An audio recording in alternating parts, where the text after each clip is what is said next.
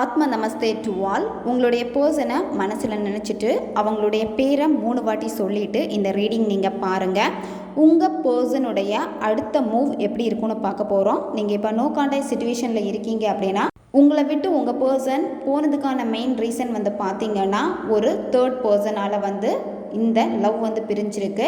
அதாவது உங்கள் பர்சன் உங்களுக்கு கிடைக்கக்கூடாது அப்படின்னு சொல்லிட்டு அவங்க சைடில் இருந்து இல்லை வேற ஒரு தேர்ட் பர்சன் என்ன பண்ணியிருக்காங்க அப்படின்னா பிளாக் மேஜிக் பண்ணியிருக்காங்க. இதனால் உங்களை விட்டு இந்த பர்சன் விலகி தான் போகிறாங்க. உங்கள் பர்சனுடைய மூவ் எல்லாமே எப்படி இருக்குது அப்படின்னா அந்த பிளாக் மேஜிக் பண்ணி அந்த தேர்ட் பர்சன் கூட தான் ரொம்ப கனெக்ட் ஆகுறாங்க. அந்த பர்சனை தான் இப்போ சேஸ் பண்ணிக்கிட்டே இருக்காங்க. உங்களுடைய பர்சன் அந்த தேர்ட் பர்சன் கிட்ட ரொம்ப அட்டாச் ஆகிட்டாங்க. இதனால் அந்த தேர்ட் பர்சனுக்கு பார்த்தீங்கன்னா ரொம்ப சந்தோஷமாக இருக்குது. உங்களுடைய பர்சனை அவங்களுக்கு பிடிச்ச மாதிரி அவங்க இப்போ ஆட்டி வச்சுக்கிட்டே இருக்காங்க. அவங்களுடைய கண்ட்ரோலில் தான் உங்கள் பர்சன் இருக்காங்க.